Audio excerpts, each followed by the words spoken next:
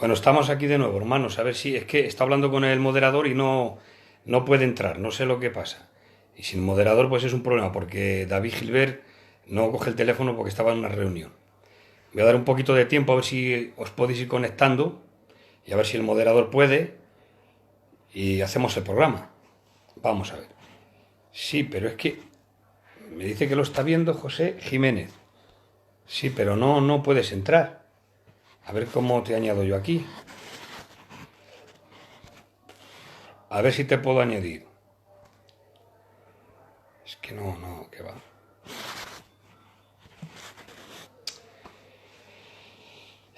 José, tienes que entrar en el grupo de Sana Doctrina y conectarte ahí y después pedir la invitación. Es que si no, no vamos a poder hacer el programa, hermanos. A ver, ahora a lo mejor sí. No lo sé. Ahora. Añadir.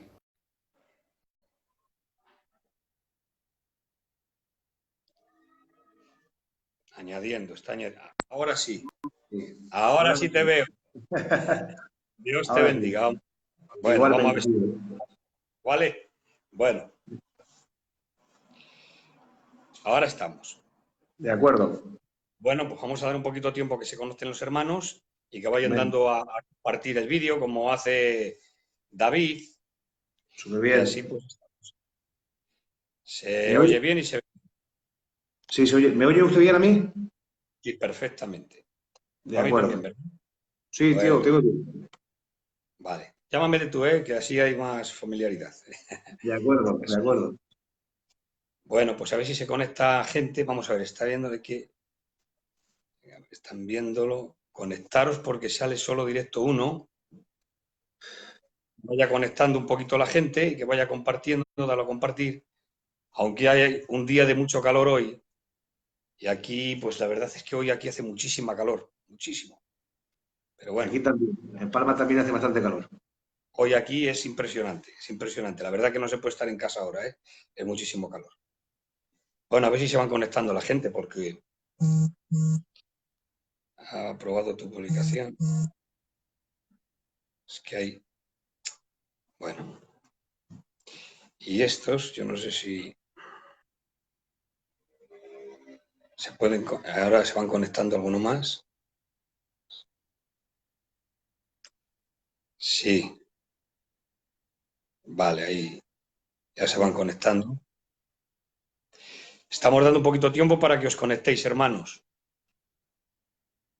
que vamos a tratar un tema importante, como todos los que se tratan aquí, lógicamente. Así es. Bueno, a ver si se conecta también mi amigo Andrés de Almería. Que Dios os bendiga a todos, compañeros. Estamos dando un poquito de tiempo. Dios te bendiga, Enrique. Luis, compadre. Lo intentaremos, compadre, lo intentaremos. Dios te Bueno, bendiga, Luis. Dios te bendiga. bueno, ya se van conectando. Buenas noches, bendiciones. Jonathan Jiménez, bendiciones a todos.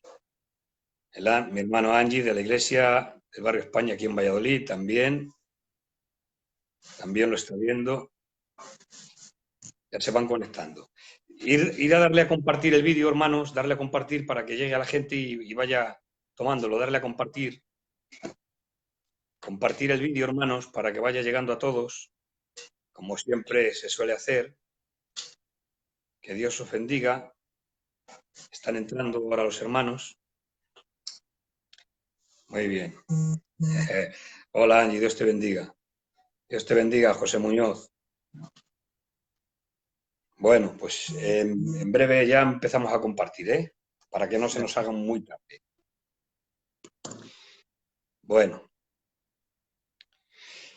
pues cuando tú quieras, señor moderador, damos comienzo, ¿eh? Cuando tú quieras. De acuerdo. Pues nada, hermano, vamos a ir allá. Que el Señor nos bendiga. Es la primera vez que tengo el privilegio de poder dirigirme a ustedes por este medio. Y pues nada, hermano David, para moderar al tío José. y es un gusto y un placer el poder estar con todos vosotros. Pues nada, mi nombre es José, soy un obrero de la zona de Mallorca y vamos a intentar de disfrutar esta noche, de aprender y de seguir creciendo en el Señor. ¿De acuerdo? El tema central, tío José, son los evangelios sinópticos y la crítica textual, ¿verdad? Sí, correcto. De Correcto. acuerdo. Cuando usted quiera, con total libertad, vamos a empezar. Bueno, pues nada, a los que os vais incorporando, os mando un saludo a todos y que Dios os bendiga, hermanos, por estar ahí, porque hoy hace una noche de mucho calor, prácticamente en toda España, y estar ahí viendo el programa, pues es para mí una bendición de que estéis ahí, ¿eh? De acuerdo. Dice Luis de Logroño que moderas a uno de los grandes. Dios te bendiga, hombre. Bueno, compañeros, pues vamos allá. Vamos a ver, Vamos. el tema central, vamos a tocar un poquito los evangelios sinópticos y un poquito de crítica textual para desarrollar el tema en condiciones. Bien, voy a empezar diciendo que tenemos un gran privilegio los que estamos viviendo en el siglo que estamos, en el siglo XXI. ¿Por qué razón, hermano José? Por la razón de que hoy en día tenemos a nuestro alcance, Dios nos ha bendecido de una manera poderosa que en siglos pasados no han tenido el privilegio que nosotros tenemos de los medios que están a nuestros alcances para contemplar verdaderamente la escritura, cómo se gestionó, cómo se formó, dónde están los errores, dónde así, cómo se ha hecho la transmisión, todas estas cosas de lo que es el texto y los documentos inspirados por Dios. Hoy tenemos fiabilidad por medio de la crítica textual, por medio de la arqueología bíblica. Hoy tenemos una grandeza donde podemos recibir muchísima luz, cosa que los siglos pasados no tuvieron. Hoy tenemos medios a nuestro alcance y medios fieles, fidedignos. Porque los temas que estamos tratando nosotros, hermanos, es para arrojar luz, para traer luz, para traer para un poquito más de conocimiento en ciertas materias que apenas se predican en los púlpitos porque no son prácticamente temas de púlpito o que no se enseñan a nivel de iglesias, que se debería de enseñar en temas apartes, en grupos apartes, porque creo que todo cristiano deberíamos de conocer los temas de la bibliología y de crítica textual. Y dicho esto, hermanos, fijaros bien si ya en el 1516, como dije en el anterior estudio, en el 1516, Erasmo de Róterdam tomó los textos griegos que había, concretamente seis manuscritos griegos, es lo que había. Y de ahí se formó el Textus Receptus, que fue la base textual para las lenguas vernáculas. De ahí sale el texto, la base textual para Reina Valera del 60 y de muchas otras traducciones. Pero había 6 manuscritos griegos y de tipo bizantino, es decir, tardíos. Hoy en día, por medio de la arqueología bíblica, por medio de la crítica textual, por medio de descubrimientos, tengo que decir que en los últimos 100 años se han descubierto muchísimos manuscritos, muchos más que en toda la época pasada. O sea, los últimos 100 años han sido una riqueza impresionante. De hecho, se han descubierto los rollos del Qumrán, son los rollos del Mar Muerto, que está el libro de Isaías, hay un montón de escritos proféticos que pertenecen al Antiguo Testamento y datan del 250 antes de Cristo. Se ha descubierto también, que vamos a hablar un poquito de los rollos del Najamandi, hablaremos un poquito de ellos, ¿de acuerdo? Y también, aunque son apócrifos y son gnósticos la mayoría de escritos, pero vamos a desarrollar cosas interesantes y muy importantes. Entonces, primero, dicho esto, hermanos, vamos a aprovechar el tiempo para explicaros lo que he venido a explicaros. Tú cuando lo necesites me haces un parón, ¿de acuerdo? Y cuando tú quieras me paras, me dices que lo repita con tranquilidad, ¿de acuerdo? De acuerdo. Dios te bendiga, Andrés Amador, amigo mío de Almería, bendiciones. Bueno, vamos a ver. En principio, ¿qué son los evangelios sinópticos? ¿O cuáles son los evangelios sinópticos? Esto que vamos a dar ahora, hermanos, esto se da en las escuelas bíblicas de los amigos, las facultades. Esto hay que conocerlo. Y esto es arrojar luz, no es confusión, es arrojar luz para tener fiabilidad. Además, en lo que yo voy a explicaros, no tenemos problema de discrepancia, porque es cátedra, es decir, es estudio de siglos, de eruditos que mencionaremos algunos. O sea, quiere decir que esto no es un tema de doctrina, por ejemplo, la doctrina de la salvación, pues hay quien dice una cosa y quien dice otra. Doctrina arminiana, doctrina calvinista, o en muchos otros asuntos. Hay discrepancias, ¿por qué? Porque son temas de doctrina. Esto no es tema de doctrina, esto son datos históricos, documentos, crítica textual, porque la crítica textual lo que hace es traernos luz de los manuscritos antiguos. Bien, entonces, primera pregunta, ¿qué son los evangelios sinópticos? ¿O cuáles son? ¿Y el por qué? ¿Por qué son sinópticos? ¿Por qué se llaman sinópticos? Bien, si alguien te preguntara alguna vez, hermano José, ¿cuáles son los evangelios sinópticos? Tú tendrías que decir, los evangelios sinópticos son Mateo, Marcos y Lucas. Esos son los 3 evangelios sinópticos. Ahí no entra Juan. Juan es distinto. Amén. Pero los evangelios sinópticos, Mateo, Marcos y Lucas. Esos son los evangelios sinópticos. Ahora, ¿por qué son sinópticos? ¿Y qué quiere decir sinóptico? La palabra sinóptico, hermanos, y evangelios sinópticos, son sinópticos porque pueden ser vistos en conjunto.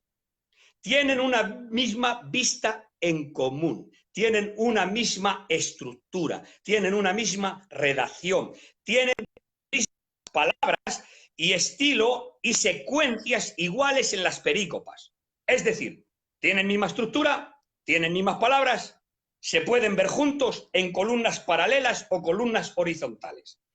Y vamos a ver las similitudes que tienen estos 3 evangelios. Bien, la palabra sinóptico viene de una raíz griega, que viene de sin, que quiere decir juntos, y opsis, que quiere decir ver.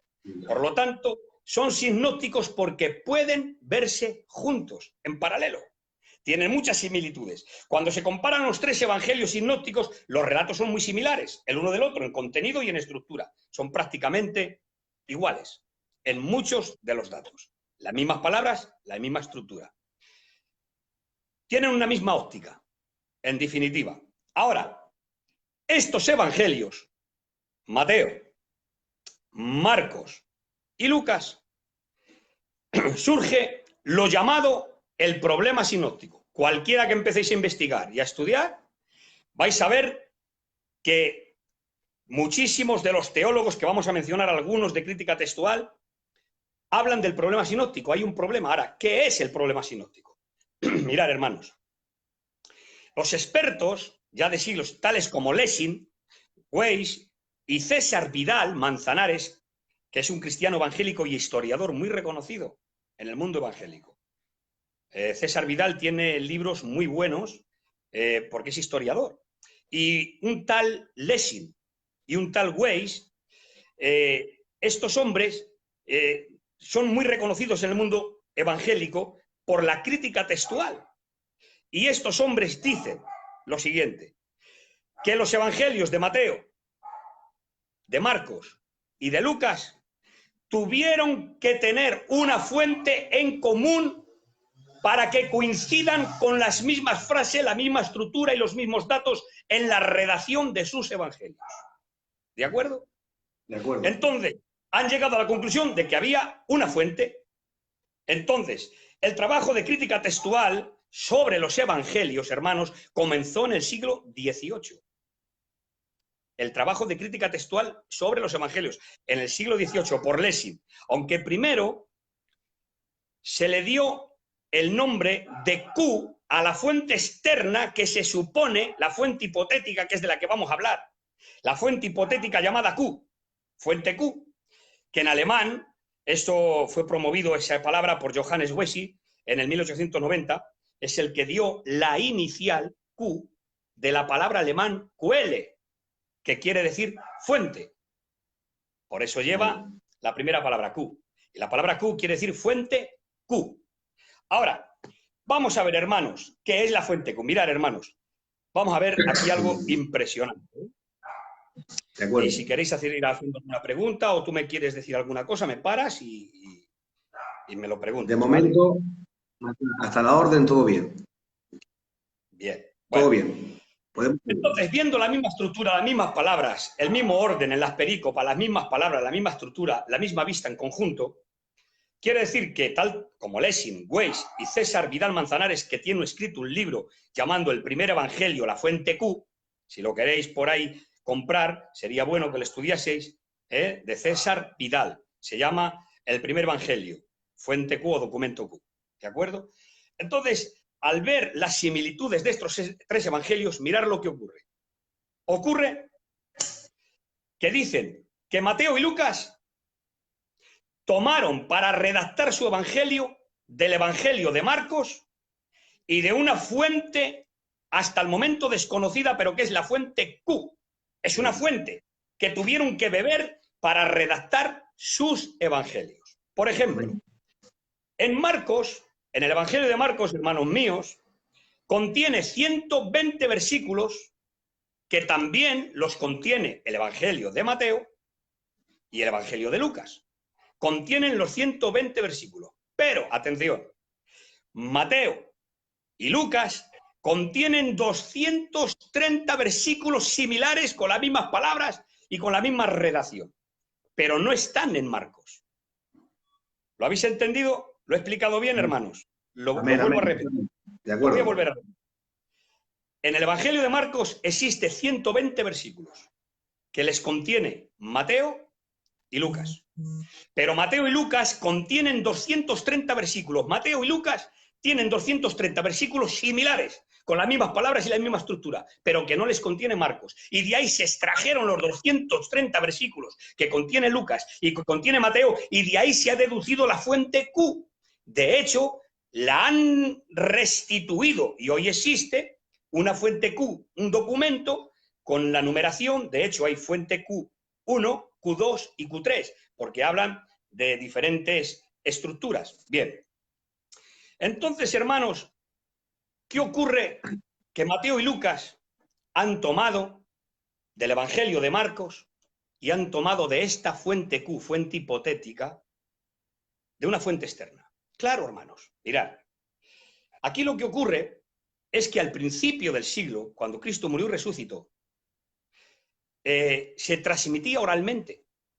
Después fue documentado por escrito.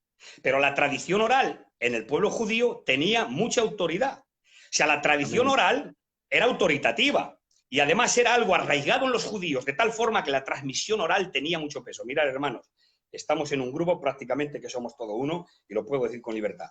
Por ejemplo, el pueblo gitano, hermanos, no tenemos nuestras leyes escritas. No hay ningún documento escrito, ¿verdad? A lo mejor con el tiempo llega a escribirse. Pero no tenemos leyes escritas los gitanos. Pero no hace falta que las tengamos escritas para saber la transmisión oral de nuestros antiguos, de nuestras costumbres y de nuestras leyes. Y yo soy de Valladolid, pero seguro que me voy a Barcelona, como he estado, o me voy a Palma de Mallorca, donde estás tú, y seguro que tenemos las mismas costumbres. Tú y yo no los conocemos, pero ¿de qué hemos bebido? De una tradición oral. Y tiene autoridad esa tradición oral en nuestro pueblo. Mira si tiene tradición oral, que hay arregladores para arreglar problemas y nos sujetamos a eso. Claro. Entonces los judíos, hermanos, la transmisión oral era tradición oral tan importante y tan autoritativa que Jesús en los evangelios, cuando decía esta palabra, oísteis que fue dicho, está hablando de la tradición oral, oísteis que fue dicho, pero yo os digo, ¿os dais cuenta? Oísteis que fue dicho. Y en alguna ocasión decía, escrito está en los profetas, escrito está. Cuando, por ejemplo, la tentación del desierto, cuando le aparece el tentador y le dice el tentador, si eres hijo de Dios, haz que estas piedras se conviertan en pan. Y Jesús dijo, Satanás, escrito está, no solo de pan vivirá el hombre. O sea, escrito está. A veces el Señor Jesús, en su ministerio terrenal, decía, escrito está, pero otras veces decía, oísteis que fue dicho. No dice escrito está. Cuando se refiere al oísteis que fue dicho, está hablando de la tradición oral. Dice, oísteis, pero yo os digo. Cambiaba. Entonces, hermano, la tradición oral tenía mucha autoridad. Y al principio se transmitió oralmente. Amén. Y después, claro, se escribió. ¿Pero qué ocurre? Mirad, hermanos. Lo que ocurre es que después de que ha pasado el tiempo y se ha transmitido oralmente los dichos y los hechos de Jesús, Ya en el tiempo de Jesús, después de su muerte y resurrección, Jesús no solamente tenía de seguidores a los 12 discípulos, había mucho más gente que le seguía. Y había gente que después escribió los dichos de Jesús. De ahí sale la fuente Q. Amén. Porque la fuente Q contiene dichos de Jesús, no hechos. Mira, la fuente Q no habla ni de resurrección, ni de su muerte, ni de la crucifixión. No habla de eso. Simplemente se limita la fuente Q a dar datos que son dichos de Jesús. Dichos de Jesús. Por lo tanto, esta fuente Q trata de los dichos de Jesús. Aunque cuente algún hecho, pero son dichos de Jesús. Y ahora vamos a ver cosas impresionantes. Tú cuando quieras me paras y me preguntas y me dices que reflexione otra vez. ¿De acuerdo? Tú sin ningún problema.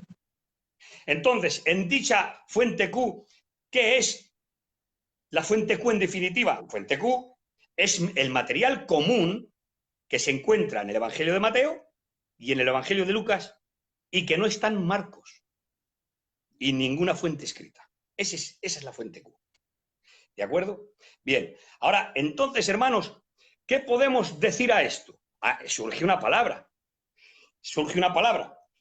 El problema sinóptico, es decir, ¿de dónde han bebido Mateo y Marcos para redaccionar sus evangelios? Al principio, hace ya muchos siglos, se pensaba que el primer evangelio en ser escrito fue Mateo, pero hoy se sabe a ciencia cierta que no es Mateo, sino que es Marcos. Los evangelios datan y además con seguridad el mundo erudito y la crítica textual que estudian, datan los evangelios después del 70 después de Cristo. O sea, del año 70 después de Cristo, son tardíos. Las cartas son anteriores a los evangelios.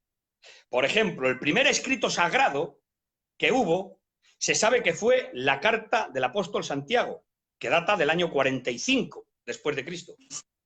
Después está Amén. la de Tesalonicenses de Pablo, que fue en el año 52 después de Cristo.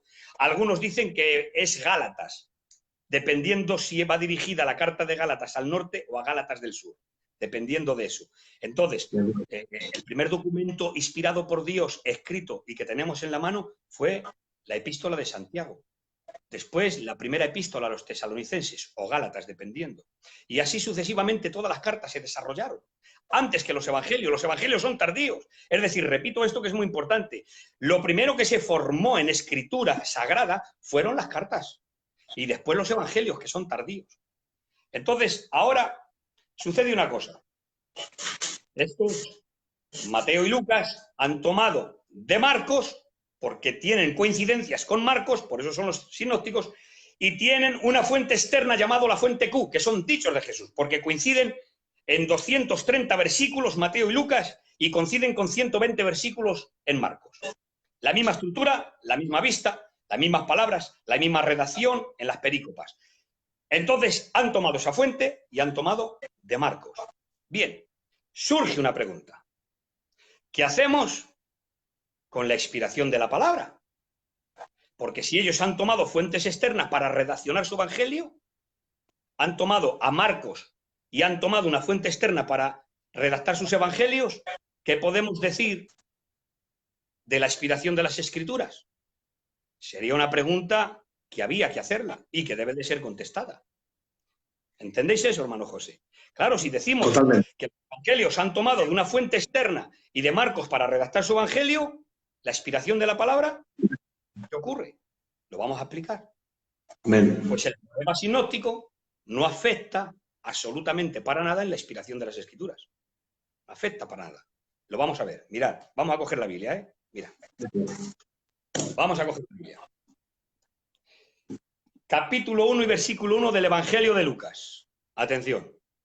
Yo estoy leyendo en una traducción, pero podéis leerla en el Reina Valera 60, la que queráis. Dice así. En vista de que muchos emprendieron el trabajo de componer un relato de los sucesos que se han cumplido entre nosotros, según nos lo transmitieron, es la tradición oral, según nos lo transmitieron los que fueron desde el principio testigos oculares, lo Amén. transmitieron, pero fíjate, voy a repetir la frase, esto lo dice el propio Lucas, Sí, en sí. vista de que muchos emprendieron el trabajo de componer un relato, de componerlo, de los sucesos que se han cumplido entre nosotros, según nos lo transmitieron los que fueron desde el principio, testigos oculares, y luego la palabra dice, también yo, dice Lucas, después de haber investigado con exactitud todos estos sucesos desde su origen, he determinado escribírtelos por orden, ilustrísimo Teófilo. Eso está en el capítulo 1 del Evangelio de Lucas. O sea, que Lucas está diciendo que muchos ya habían emprendido los relatos de poner en orden las cosas y que él, después de haber investigado, o sea, que no está reñida la inspiración de la palabra, porque Dios ha inspirado lo que quería inspirar, lo que quería transmitir, lo que quería que fuera escrito y sin error, Dios lo inspiró. Ahora bien, fijaros, aquí vamos a entrar en algo impresionante. Por lo tanto, el Evangelio de Lucas, el mismo Lucas nos dice que él mismo ha investigado para poner todas las cosas en orden. O sea, hay que entender que Lucas era historiador. Eso Amén. se sabe. De acuerdo. Era teólogo, pero también era historiador. Y un buen historiador. Dicen que era un buen historiador. Y entonces, hermanos, el mismo Lucas ha investigado por orden. Para escribirlo por orden, las cosas dice que han sido ciertísimas y que nos transmitieron los testigos oculares. O sea, se lo transmitieron, pero él ha hecho investigaciones. Ha preguntado, ha mirado, ha investigado. Y eso no está reñida con la inspiración, porque a la hora de coger la pluma y a la hora de escribir todo lo que él ha recopilado, todos los datos que él tiene, el Espíritu Santo ha inspirado la palabra en ellos para transmitirla sin error, con fiabilidad, con certeza y con verdad. ¿De acuerdo? Amén. Entonces el documento es fiel, inspirado por Dios, sin error. ¿De acuerdo? Ahora fijaros bien, vamos a ver algo impresionante. Y aquí me gustaría que si me tuvieras que parar a hacer alguna pregunta, me lo dijeras, ¿vale? De acuerdo. Bueno, vamos a ver. Nos encontramos con algo muy curioso, hermanos. Muy curioso. Y es que en Primera de Timoteo, en el capítulo 5 y en el versículo 18, el apóstol Pablo dice, como dice la Escritura, no pondrás bozal al buey que trilla, y el obrero es digno de su salario. Dios te bendiga, Richard. O sea, voy a repetir la frase. Primera de Timoteo, capítulo 5 y versículo 18. Dice el apóstol Pablo, lo podéis leer en las Biblias, ¿eh? Dice el apóstol, como dice la Escritura, no pondrás bozal al buey que trilla y el obrero es digno de su salario. Ahora, si echas mano a la Escritura, dice Pablo, como dice la Escritura, no pondrás bozal al buey que trilla. ¿Y dónde está eso? Amén. Deuteronomio, capítulo 25, versículo 4. Dice, Amén. no pondrás bozal al buey que trilla. Eso sí lo dice, pero el obrero es digno de su salario, no. Buscarlo. No existe. No existe. ¿Ahora qué hacemos con eso? Lo vamos a resolver y de una manera extraordinaria. Pero vamos a resolver. ¿Cómo se resuelve esto? Repito, el apóstol Pablo dice, como dice la Escritura, no pondrás bozal al buey que trilla. Y el obrero es digno de su salario. Lo de no pondrás bozal al buey que trilla está en Deuteronomio. Pero el obrero es digno de su salario. No existe en la Escritura, hermanos. ¿Quién lo dice eso? El Evangelio de Lucas es el que lo dice. Y no lo dice él. Él dice que Jesús dijo, y eso está en el capítulo 10 de Lucas, 7:10. Fijaros bien. Lucas 10:7 y Mateo 10:7. Mateo 10:7 no dice el obrero es digno de su salario. Mateo 10:7 dice el obrero es digno de su alimento. El único que dice que Jesús dijo el obrero es digno de su salario, lo dice Lucas en el capítulo 10 y en el versículo 7. Pero claro, ¿de dónde ha tomado Pablo para decir como dice la Escritura? ¿Dónde la ha sacado? ¿De Lucas? No, no puede ser. ¿Por qué? Primero, porque el Evangelio de Lucas se ha escrito mucho después del 70, en la década del 70, del 70 al 80, después de Cristo.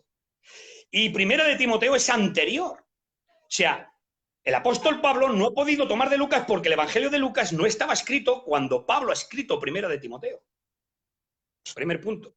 Segundo punto, es ridículo pensar que mientras vivían y convivían juntos el apóstol Pablo y su discípulo, que es Lucas, ojo, su discípulo es Lucas, ¿cómo va Lucas a redactar el Evangelio cuando está conviviendo con Pablo, que está escribiendo las hazañas de Pablo, los milagros que hacía Pablo, por dónde pasaban?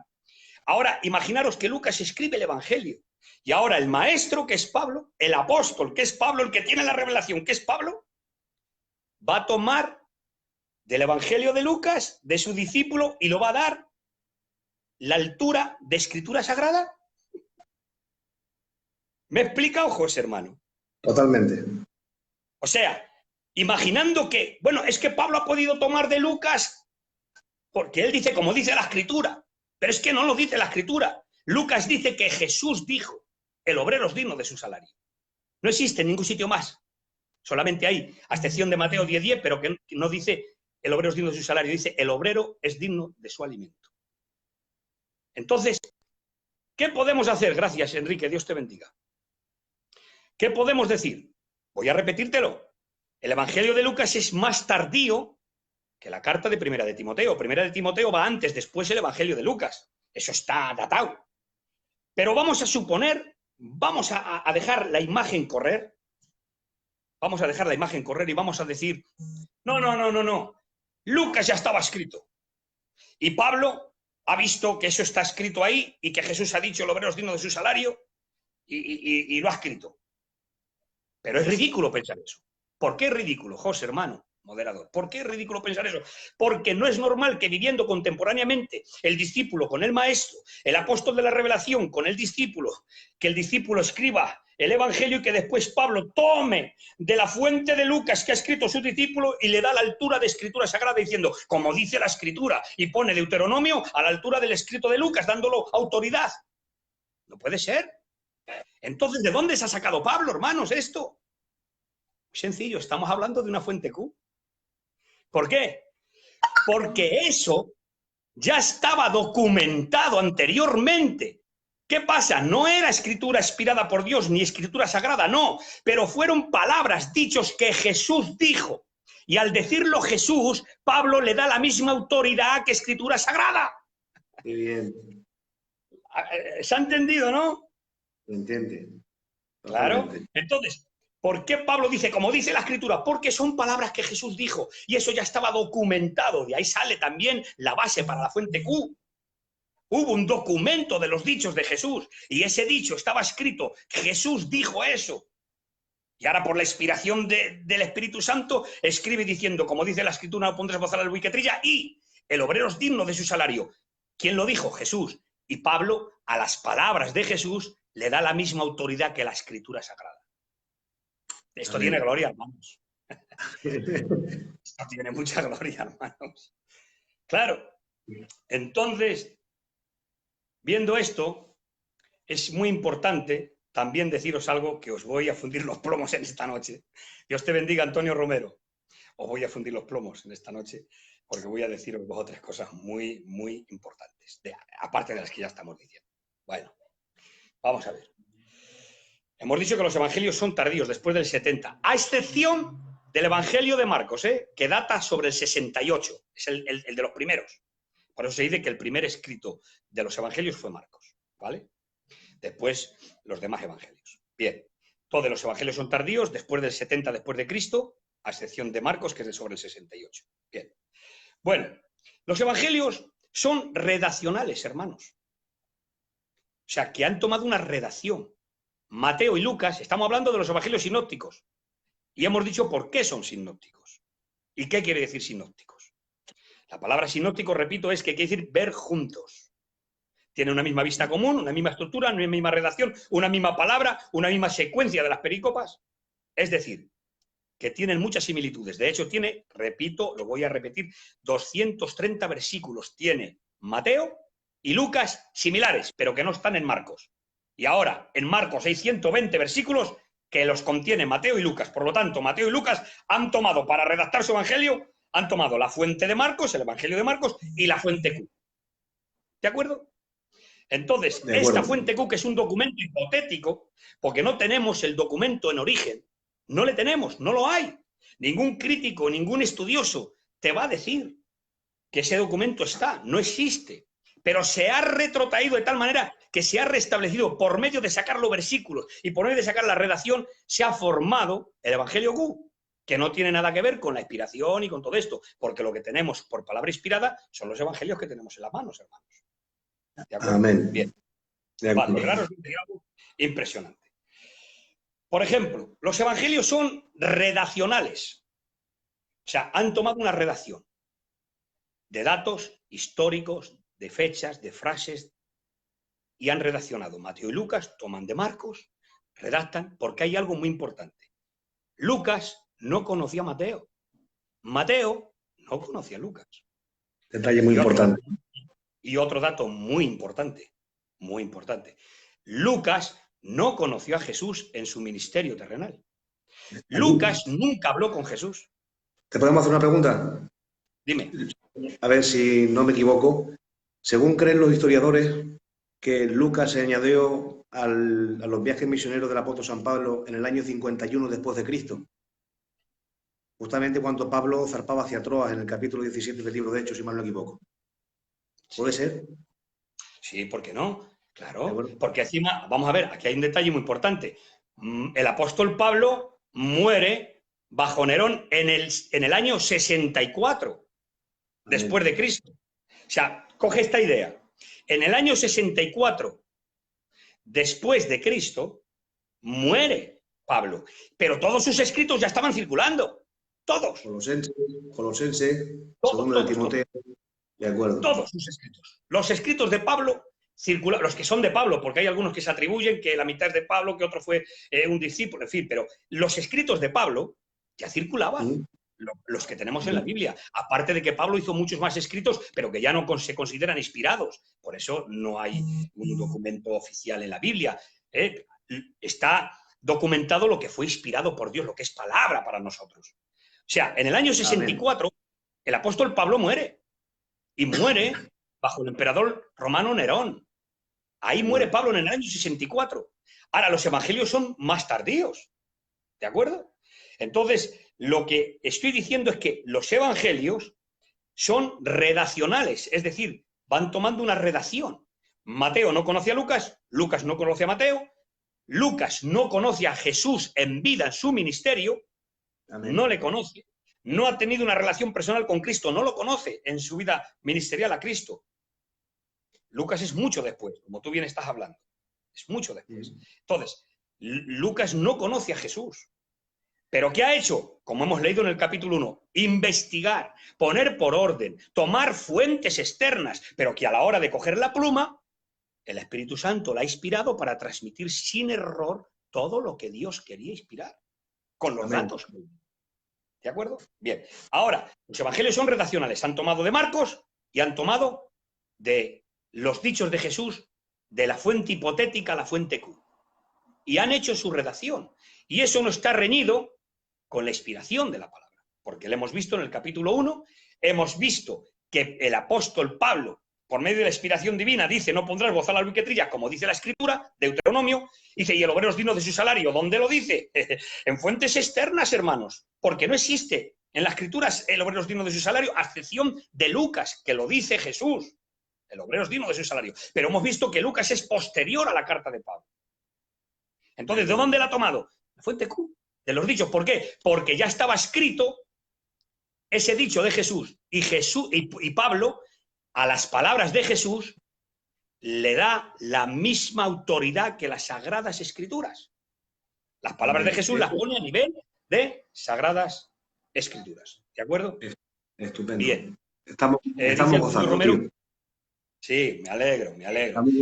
Antonio Romero dice, a partir del capítulo 12 de Hechos, Lucas empieza a hablar en segunda persona, sí sé yo, usando el artículo nosotros. Claro, perfectamente, perfectamente. Muy bien, Antonio, ahí estamos. Muy bien, entonces, a donde voy a parar ahora, para ya ir abrochando el tema, vamos a ver algo impresionante. Por eso estoy haciendo hincapié en que los evangelios son redaccionales y esto no afecta a la inspiración de las Escrituras. Como ejemplo, vamos a ver algo. Vamos a ver algo. A ver qué te parece esto. El Pentateuco, los 5 primeros libros del Antiguo Testamento, Génesis, Éxodo, Levítico, Números y Deuteronomio. Se dice que fue escrito por Moisés, ¿no? El Pentateuco, que es de Moisés, ¿verdad? No lo ha escrito Moisés entero, el Pentateuco. ¿Sabías eso? No, José, hermano.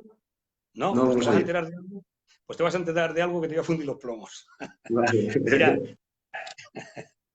Mira, el Pentateuco de Moisés, los 5 primeros libros, no son escritos por Moisés. Todos.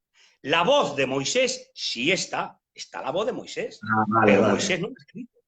La Vale. voz no la ha escrito. ¿Por qué? Te voy a decir un ejemplo. Mira, si tú lees Deuteronomio, hermanos míos, escuchar bien los que estáis ahí detrás. Si tomamos Deuteronomio capítulo 34 y versículo 5, o todo el capítulo 34, habla de la muerte de Moisés.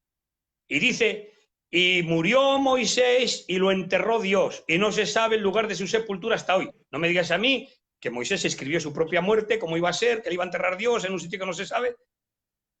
¿Quién escribe su propia muerte y lo redacta con una forma tremenda? No me digas a mí que fue una revelación que tuvo y la escribió, porque eso es ridículo. ¿Por qué? Porque habla en segunda persona. Si tú lees, ¿tienes a mano Deuteronomio capítulo 34, hermano? Sí, ¿lo tienes a leo? mano? Sí, ¿desde qué versículo? ¿Lo pudieras leer? Del 5. ¿Me oyes ahora? ¿Lo puedes Es el leer, José? Queda. ¿Me oye? Sí, yo te Se oigo ahora. ha quedado pillado eso. Vale, Ahora, ¿lo leo desde el yo? versículo 5. Sí, o un Como poquito usted antes, el quiera. 4. Lee el 4. Del 4 para adelante. Y le dijo Jehová, esta es la tierra de que juré a Abraham, a Isaac y a Jacob, diciendo, a tu descendencia la daré. Te he permitido verla con tus ojos, mas no pasarás allá. Y murió allí Moisés, siervo de Jehová, en la tierra de Moab, conforme al dicho de Jehová. Amén. ¿Sigo? ¿No? ¿Quién ha escrito eso? Moisés escribe eso, diciendo, y le dijo Jehová a Moisés, te voy a permitir eso. ¿Quién escribe su propia muerte? Eso no lo ha escrito Moisés, ¿sí o no, José, hermano? Se cae de su propio peso. Eso no puede escribirlo Moisés. Ahora, fíjate cómo habla en segunda persona. Dice, y dijo Dios a Moisés. O sea, está hablando otra persona, no está hablando Moisés. ¿Te das cuenta? Entonces, ¿qué pasa con la inspiración de la palabra ahí? Nada. Dios inspira la palabra, no a los hombres. Los hombres no tienen nada que ver. Dios toma, inspira la palabra. Porque ya hablé en su momento de lo que es la inspiración de la palabra, del verbo fero, que es guiar, empujar, dirigir, que es la palabra que se usa en Primera de Pedro, cuando dice que los santos profetas fueron inspirados, traduce Reina Valera, pero ahí la palabra inspirados no es theonestus, la palabra ahí es fero, fueron impulsados por el Espíritu y guiados por el Espíritu para hablar la palabra. Eso es una cosa. Y otra cosa es el theonestus. El theonestus, que dice toda la, Primera de Timoteo 3:18, toda la escritura es inspirada, ¿te das cuenta? Por Dios. Toda la escritura es inspirada. Ahora, ahí en 1 Timoteo 3:18 dice, toda la palabra es inspirada. Ahí la palabra inspirada en el griego es theoneustos, o theoneustos, que quiere decir teo, Dios, y neo, arrojar aliento. O sea, ahí sí se traduce que Dios exhalando la palabra a estos hombres santos para escribirla sin error. Entonces, hemos visto que el propio Moisés no escribe su propia muerte. Y si vemos en muchos de los pasajes, vemos que hay una segunda persona, hablando en segunda persona. O sea, que el autor de todo el Pentateuco no es Moisés. La voz de Moisés sí está. Está la voz de Moisés. Pero quien escribe no es Moisés en muchos de los asuntos. En otros no, en otros lo ha escrito Moisés, lógicamente. Pero en muchos asuntos no. Y hemos visto ahí Deuteronomio 34, que está muy claro, porque decirme, repito, hermanos, dejadme que haga hincapié aquí, A ver, hombre sería alguno de confianza de Moisés al cual entregó su escritura y él añadiría al último. Claro, pero ¿es inspirado o no, hermano? Claro, estamos hablando que la palabra es inspirada, eso es inspirado, pero él no redactó su propia muerte, entonces eso no lo escribió Moisés y está en Deuteronomio. Entonces, ¿quién va a discutir eso? Nadie, Bien, Pero hay otro dato más. Hay otro dato más y luego ya hacemos un recuento y ya finalizamos. Hay otro dato más. Mira, hermanos. O, por ejemplo, estamos hablando que esa redacción no impide la inspiración, o sea, no afecta la inspiración de la escritura. Mira, por ejemplo, el libro de Isaías. Siempre, toda la vida de Dios, hermanos, hemos pensado que Isaías es el que ha escrito el libro de Isaías. Pues Isaías se ha descubierto, hermanos, ya desde el 1800, mira, en el 1892 se habla de un tercer Isaías, en el 1889 se habla de un Deutero Isaías, que ahora os lo voy a explicar, un Flarndelis y otro de un Bernal Dul, que son hombres ya críticos en los textos, en los documentos. Mirad, hermanos, un detalle. El libro de Isaías no lo escribió en su totalidad Isaías, porque los profetas tenían escuelas de profetas, y los profetas tenían discípulos. Pero Isaías no ha podido escribir todo Isaías. Las profecías de Isaías están, claro. ¿Quién ha escrito Isaías? Mira, os lo voy a explicar, hermanos. Os lo voy a explicar. Isaías se compone, hoy en día se sabe que se compone de 3 tipos de Isaías. Está proto-Isaías, está el deutero Isaías y está el trito Isaías. O sea, hay 3 personas escribiendo. Lo voy a volver a decir. Isaías escribe y profetiza del capítulo 1 hasta el capítulo 49 aproximadamente. Amén. A partir del 49 hasta el 56, del 49 al 56, ya lo escribe un deutero Isaías, que quiere decir segundo Isaías, porque la palabra deutero es segundo. Por ejemplo, Deuteronomio. Deutero quiere decir segundo y nomio quiere decir ley. Deutero, segundo. Nomio, ley. Deuteronomio, segunda, ley. ¿De acuerdo? Entonces, el deutero Isaías está hablando de un segundo Isaías. O sea, el proto Isaías es el primer Isaías, el Isaías profeta. Ha escrito del 1 al 49. Del capítulo 49 al 56 lo escribe un deutero Isaías, posiblemente un discípulo. Y después está del 56 al 66, que son 10 capítulos, del trito Isaías, de un tercer Isaías. ¿Por qué? Mirar el dato. ¿Por qué? ¿Todo eso es palabra inspirada? Sí, es palabra inspirada. ¿La voz del profeta está? Sí. De hecho, del capítulo 1 al capítulo 49 son profecías que son de Isaías. ¿De acuerdo? Del 49 al 55 es un deutero Isaías y del 55 al 66 un trito Isaías. ¿Por qué? Porque el libro de Isaías es preexílico. Antes del exilio, Amén. es exílico, habla del exilio, y después es post-exílico, habla después del exilio. ¿Sabes cuánto duró antes del exilio, el exilio y después el post-exilio? Isaías profetiza, empieza su ministerio sobre el 740-750, antes de Cristo. Claro. O sea, voy a repetir.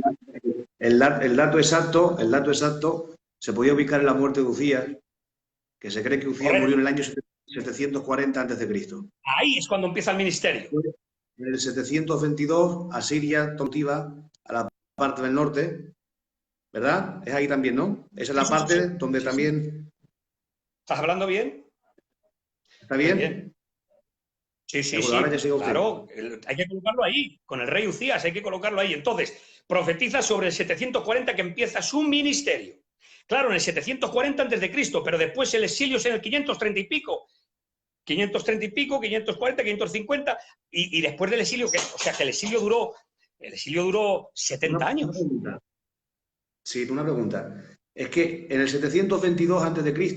fue la primera invasión en la cual se llevó cautiva a Siria la parte del norte, ¿verdad? Estamos hablando de la Babilonia. Sí, no, estamos hablando de Asiria. Sí, porque en el 700... Asiria... No, a ver, perdona, sí. perdona. Digamos sí. que... Estamos hablando, vamos a ver. Babilonia, estamos hablando de Babilonia. Porque Babilonia, con los asirios, ahí hubo un problema entre los asirios y Babilonia, que es cuando nacen que vuelven de la cautividad y ahí ya nace el pueblo de los samaritanos por la mezcla de asirios y judíos. Bueno, eso es otra historia y ya lo documenté en el estudio pasado. Bien, pero a lo que vamos es a esto. Entonces, Isaías comprende un periodo, hermano, que lo voy a volver a decir, David, voy a volver a repetirlo. Vamos a ver. David, al final las preguntas, David. No te preocupes, que resolvemos la fuente Q. Sí, ya hemos hablado de la fuente Q, pero la tratamos otra vez si queréis. Luego lo volveremos a tratar, sí. Hay temas muy importantes ahí. Bien, entonces estamos hablando de que los evangelios son redaccionales y que y eso no afecta a la inspiración de la palabra. Y le hemos visto por el capítulo de Lucas, le hemos visto por primera de Timoteo 5:18, que es impresionante, y Mateo como escribe en segunda persona la muerte de Moisés, por lo tanto Moisés no ha escrito todo el Deuteronomio, no lo ha escrito Moisés total, pero que es palabra inspirada, por supuesto, porque Dios inspira la palabra, no a los hombres, ¿de acuerdo? Entonces, ahora hemos hablado, y estamos hablando del libro de Isaías. El libro de Isaías, hermanos, voy a repetirlo. José, hermano, voy a repetirlo. El libro de Isaías comprende un periodo del pre-exilio, o sea, antes del exilio. Habla antes del exilio. Es exílico, es decir, dentro del exilio. Y es post-exílico, o sea, después del exilio. O sea, es antes del exilio, dentro del exilio y después del exilio. Ahora estamos viendo que Isaías comienza su ministerio y empieza a profetizar en el 740 aproximadamente, 750, 740, antes de Cristo. Y ahora estamos hablando del 500, o sea, que estamos hablando del libro de Isaías, comprende un periodo de 2 siglos y pico. 200, claro, no me digáis a mí que Isaías vivió 200 y pico años. José, hermano, ¿sería lógico pensar que Isaías ha vivido 200 y pico años y ha escrito el libro? No, lo han escrito otros. Él ha escrito del capítulo 1 al capítulo 49, del 49 al 56 el Deutero Isaías y del 56 al 66 el Trito Isaías. Por lo tanto, hablamos de 3 Isaías. Proto Isaías, el Isaías verdadero, el Deutero Isaías, que es el segundo Isaías, y el Trito Isaías, que es el tercer Isaías. Pero todo esto es palabra inspirada por Dios. O sea, tenemos la inspiración de la palabra, tenemos el documento fiable y hoy más que nunca por la crítica textual. Voy a decir algo que no le he dicho al principio. Esto que estamos tratando es alta crítica, porque está la baja crítica. Y la baja crítica no es que sea peor porque tenga el nombre de baja crítica, sino que se dedican a detalles diferentes. Por ejemplo, la alta crítica que estamos tratando trata de quién escribió el documento, dónde se escribió el documento y cuándo se escribió el documento, si hay interpolaciones, si ha sido contaminado, si no ha sido... Eso es lo que trata. Y la baja crítica trabaja más ya de los manuscritos que hay, sacar las conclusiones de los autores, de fechas, en fin, ya trata de otro tema. Pero la alta crítica trata de lo que estamos tratando nosotros. Esto es alta crítica, aunque no somos críticos textuales, pero estamos tratando de la alta crítica. Entonces, hemos visto el Pentateuco, hemos visto el libro de Isaías, y para no hacerlo muy largo, que quiero ir finalizando, hermanos, tengo que hablaros de otra base para hablar de la fuente Q, o el documento Q, que son los rollos del Nag Hammadi. ¿Has oído hablar alguna vez, José, de los rollos del Nag Hammadi? ¿Se te ha quedado pillado el ordenador? Nunca. ¿Nunca? Vale, sí, ahora te vas a enterar también. Bueno. Rollos del Nag Hammadi, ¿no? Del Nag Hammadi. Los rollos del Nag Hammadi. Se escribe Nag con una G, Nag, y luego con H, Hammadi. Porque Nag Hammadi es un lugar muy cercano a Egipto. De hecho, pertenece a Egipto. Nag Hammadi es una ciudad egipcia, pertenece a Egipto. Por eso son los rollos del Nag Hammadi, porque se encontraron por allí.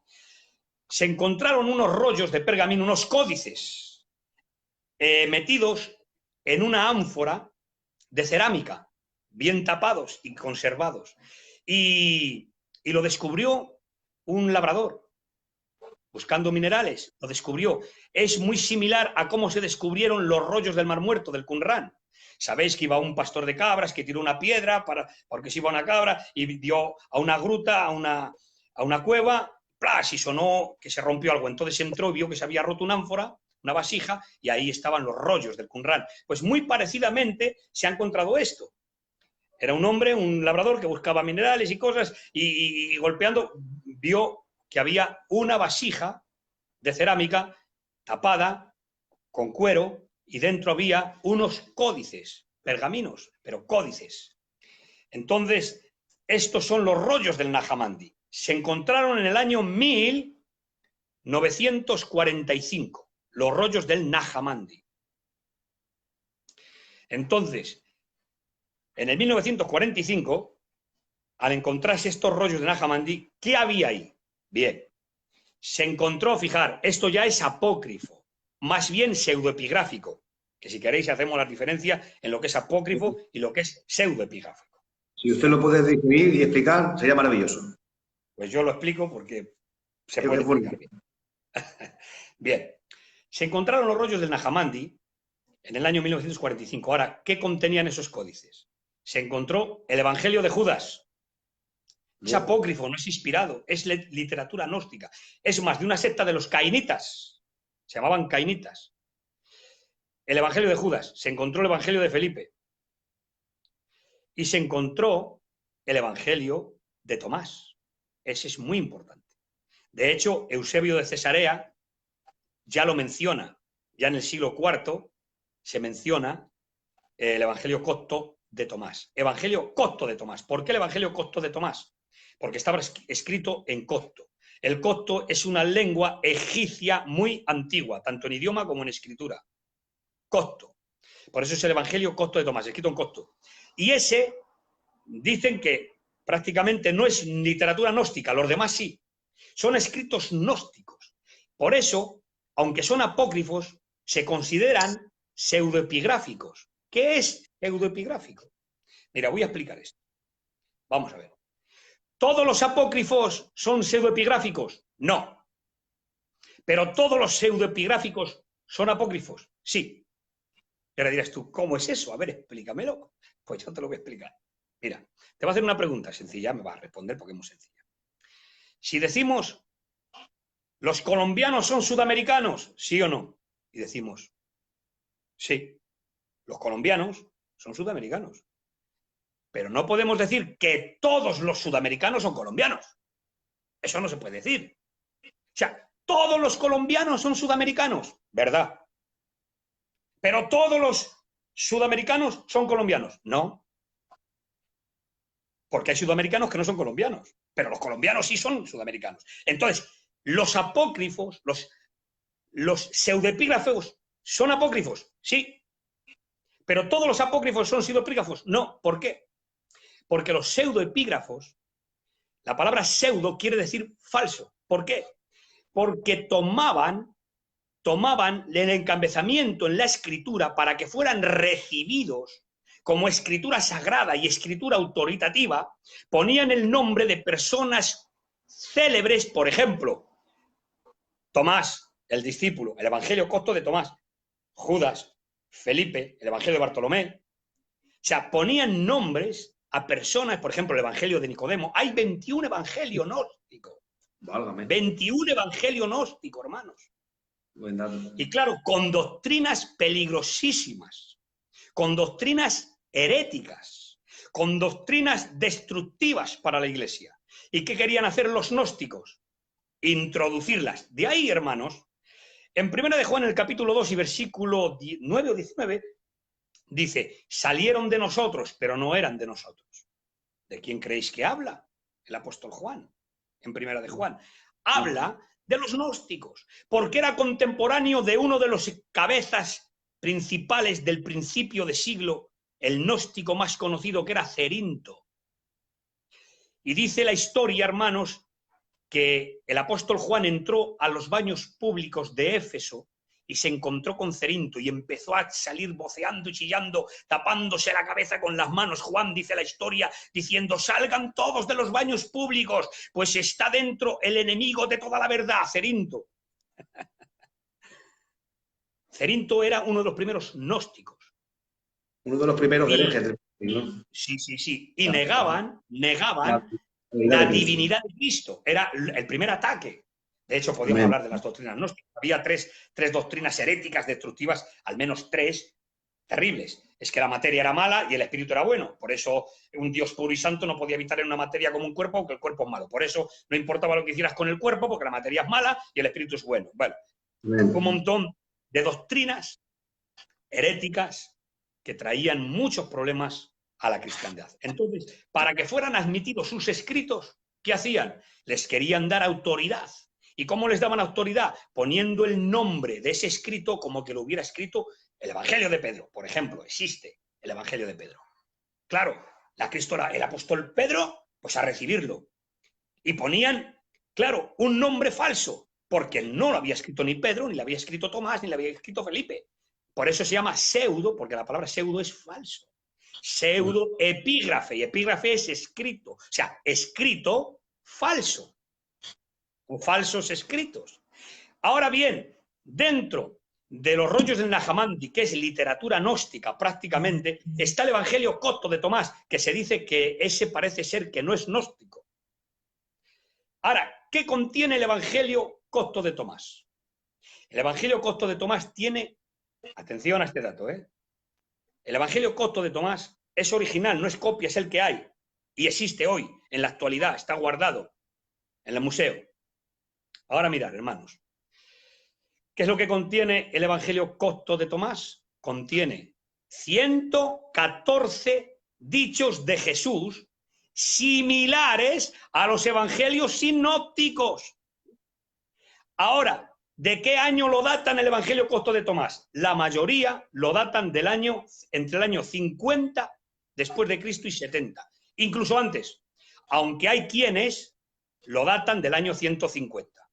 ¿Vale? Hay quienes lo datan del 150, pero hay muchísimos eruditos que lo datan del 50 y entre el 50 y el 70 después de Cristo, incluso antes. Por lo tanto, el Evangelio Copto de Tomás, al ser original, que no hay copia, no es una copia, se ve que es original, y los estudiosos y los críticos, como Lessing, como Wessing, como un montón de críticos textuales, entienden que ese escrito contiene 114 dichos de Jesús similares a los evangelios sinópticos, es decir, que los contiene Marcos, Mateo y Lucas. Y ahora, ¿de dónde ha tomado ese escritor que escribió esos 114 dichos de Jesús? Eso es una base para la fuente Q, porque eso ya estaba documentado. Ahora, ¿entonces eso es inspirado? No. Eso no tiene nada que ver con la inspiración, porque son apócrifos, pseudoepígrafes, son falsos. Pero lo que sí que está recogido son dichos de Jesús. Y por eso coincide en 114 dichos y concretamente en 37 dichos que contiene Mateo y Lucas. Mateo y Lucas contiene 37 dichos similares. El Evangelio Copto de Tomás. Ahora, el Evangelio Copto de Tomás es herético. Es decir, el Evangelio Copto de Tomás no es inspirado por Dios, es falso. Pero ya ahí hay una base para fundamentar de que también tomó de esa hipotética fuente Q. Porque hubo gente que se transmitió oralmente, como os he dicho al principio, y después se documentó. Antes que los evangelios ya circulaban por ahí escritos del maestro. Era muy común en la época judía que los discípulos y la gente seguidora de un maestro escribiera los dichos del maestro. Eso era muy común en los judíos. Entonces, había gente, aparte de los discípulos, que seguía a Jesús y que documentó los dichos, aunque no era palabra inspirada, pero sí que lo dijo Jesús. ¿Entendido? Entonces, ahí vemos, hermanos, que el Evangelio Copto de Tomás contiene 114 dichos de Jesús similares a los evangelios sinópticos. Y ya finalizo, hermanos, pues como he empezado. ¿Qué son los evangelios sinópticos? Mateo, Marcos y Lucas. ¿Por qué son sinópticos? Porque tienen una misma vista común, una misma estructura, unas mismas palabras y un mismo orden en las perícopas. Hemos visto que es un trabajo redaccional, que Mateo y Lucas han tomado de Marcos y de la fuente Q para redactar sus evangelios. Ahora, el problema sinóptico no afecta a la inspiración. Y le hemos visto por el Evangelio de Lucas capítulo 1, diciendo que muchos han tratado de poner en orden todas las cosas, también yo, dice Lucas, después de investigar, de ahí vemos que ha sido un historiador que ha investigado y que después el Espíritu Santo le ha inspirado para escribir. Amén. Hemos visto primera de Timoteo, estoy haciendo un recuento, hermanos, Sí. hemos visto primera de Timoteo 5:18, que dice Pablo, Como dice la Escritura, no pondrás bozal al buey que trilla, y el obrero es digno de su salario. No pondrás bozal al buey que trilla, lo dice Deuteronomio, capítulo 24, o sea, capítulo 25 y versículo 4. Pero el obrero es digno de su salario no existe en la Escritura. Solo lo dice el Evangelio de Mateo, de Lucas, en el capítulo 10 y en el versículo 7. Lo dijo Jesús. Pero es que Lucas es posterior a la carta de Pablo. Entonces, ¿Pablo dónde la ha tomado? De la fuente Q. Lo que ocurre es que Pablo está entendiendo que eso son palabras que Jesús dijo y a las palabras de Jesús las da la misma autoridad que a la Escritura Sagrada. Y gloria a Dios por ello. Hemos visto que los evangelios son escritos después del 70, a excepción del Evangelio de Marcos, que es del 68. Hemos visto que los evangelios son redaccionales y que la inspiración de la palabra no afecta a eso. Hemos visto que el Pentateuco, siempre decimos que es escrito por Moisés, pero todo el Pentateuco no es escrito por Moisés. Está la voz de Moisés, pero hay una segunda persona que escribe, por ejemplo, la muerte de Moisés, redactada en el capítulo 34 del libro de Deuteronomio, a partir del verso 4, hemos visto que es otra persona la que escribe la muerte de Moisés. Hemos visto el libro de Isaías, como vemos que comprende un periodo preexílico, exílico y posexílico. Y vemos que está el proto-Isaías, el propio Isaías, del capítulo 1 al capítulo 49. Hemos visto el deutero-Isaías, segundo Isaías, del capítulo 49 al 56, y hemos visto el trito-Isaías, el tercer Isaías. Pero hemos visto que toda palabra es inspirada por Dios y que coincide porque los profetas tenían escuela y tenían discípulos, por lo tanto, pertenece a los discípulos o la escuela del profeta Isaías. Y hemos visto los rollos del Nag Hammadi, donde hemos visto los 114 dichos del Evangelio copto de Tomás similares a los evangelios sinópticos. Y por mi parte, hermanos, hasta aquí llevamos hora y 10, hora y cuarto, y no quisiera alargarlo más. De acuerdo. Así que Dios os bendiga a todos.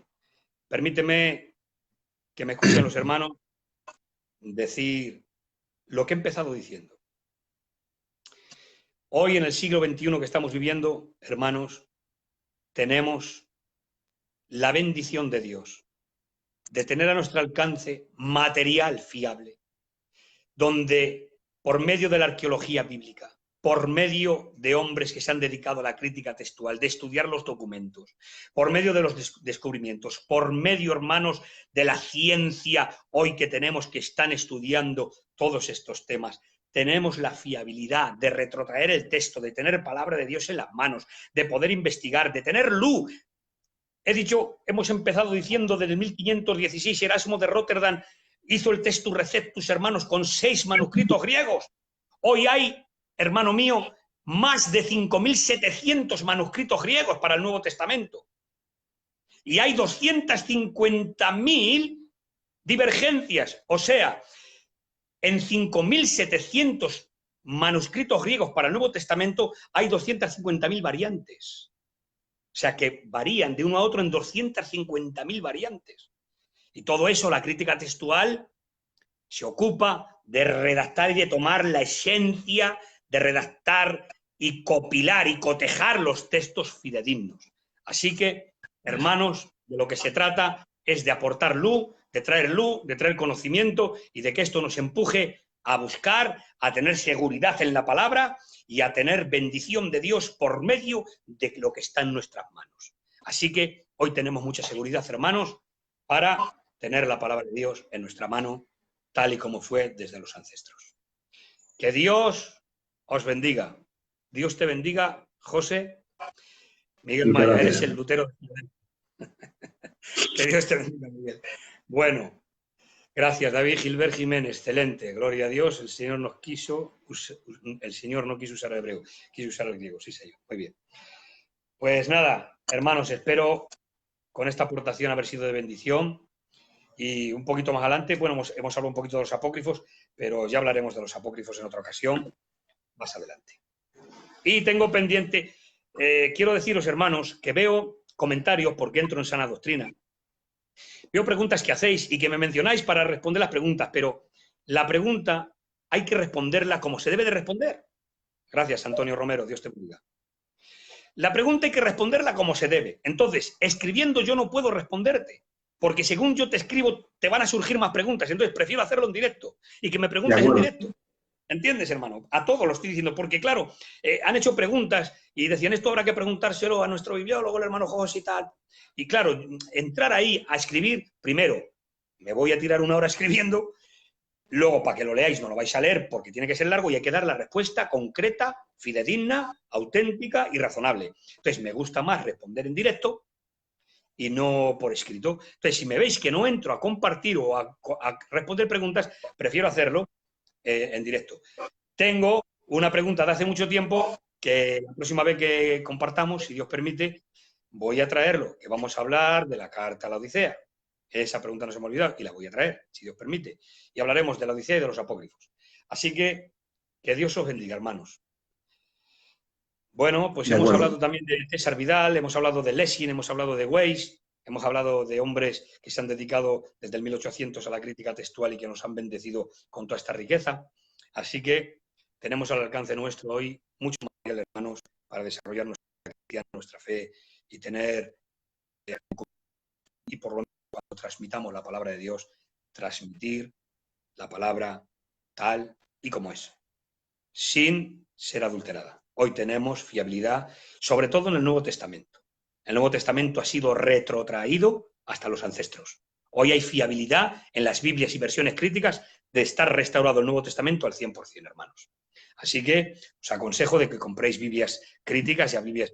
He aconsejado que toméis la Biblia Reina Valera del 2015 o Reina Valera contemporánea, que ya corrige a su propia de 60. ¿De acuerdo? Porque ya los documentos que hay y la fiabilidad que hay ya es otra. Entonces, os aconsejo, hermanos. Que Dios os bendiga. Un abrazo, una bendición, José, conocerte y que estés ahí. ¿Querías comentarme algo o decirme algo? Estoy aquí unos minutos más y ya está. Y vamos a ver si algunos hermanos tienen algunas preguntas. Vamos a esperar un poquito, a ver si alguno de ellos se lanza. ¿Te parece bien? Pero sobre el tema. Dios te Sí, bendiga, Andrés, amado. sobre este tema que usted ha estado desarrollando. A ver, yo te voy a hacer la primera. ¿Vale?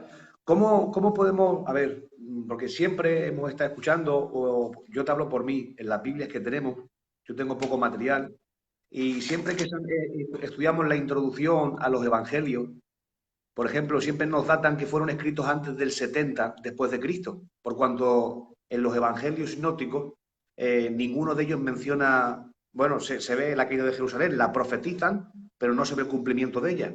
Y por ejemplo, el autor de Vida Plena, el autor de la Biblia Plenitud, Merry Tenney con nuestro Nuevo Testamento, Matthew Henry y muchos comentaristas y grandes teólogos te ubican, por ejemplo, el Evangelio de Marcos entre el 50 y el 55, Mateo en el 60, Lucas entre el 60 y el 61, y por lo que he estado escuchando he visto que usted estaba hablando de que fueron escritos a partir del 70 después de Cristo. Sí. ¿Cómo se podía corroborar eso? Afirmar. Vamos a ver.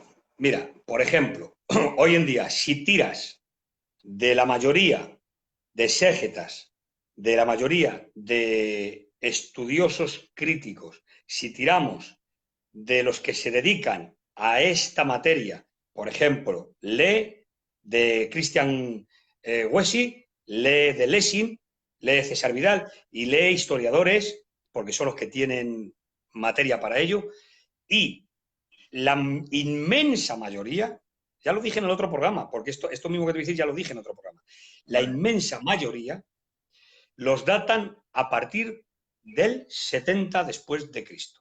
Los evangelios son después de las cartas. Y eso hay fiabilidad. Hay quienes lo datan un poquito antes.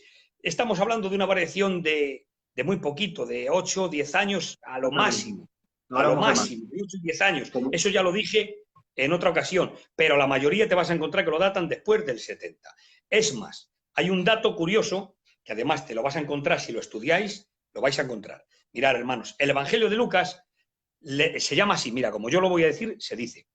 El Evangelio de Lucas es post-eventum. ¿Sabes qué quiere decir eso? Bueno, el Evangelio de Lucas es post-eventum. Quiere decir después del evento. ¿De qué evento? De la caída de Jerusalén. O sea, perdón, de la destrucción del templo.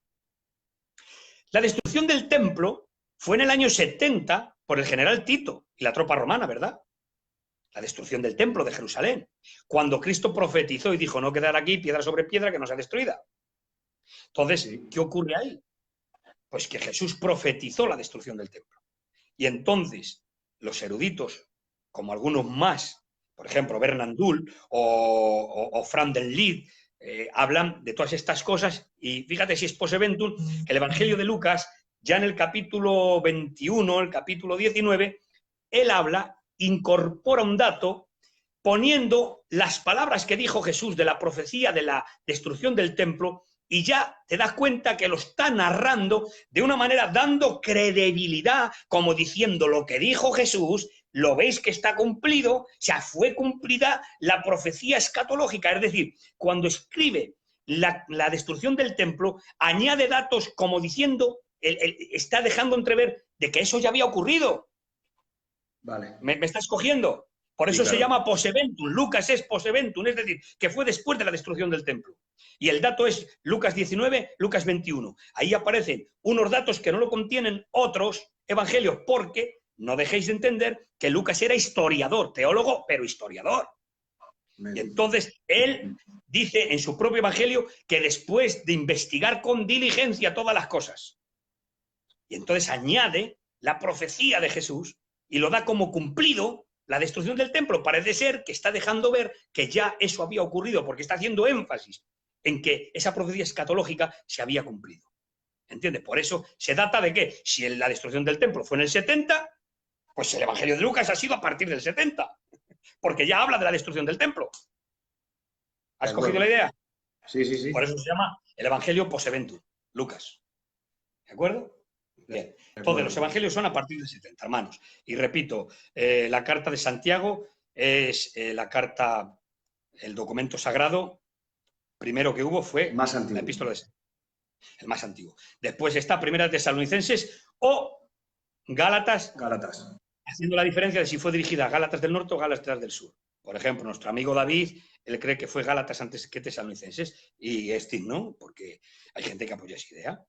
Pero bueno, las cartas son antes que los evangelios, sí o sí, hermanos. O sea, la mayoría de fiabilidad está en esas fechas. Pues que Dios os bendiga, compañeros. Igualmente, ha sido una bendición, parte, tío, poder escucharte. Pues nada. Una bendición. Un abrazo para todos. Gracias, hermanos. Gracias. Que Dios os bendiga a todos. Gracias por vuestros comentarios. Gracias por vuestro apoyo. Y gracias por darme el lugar que merezco. Y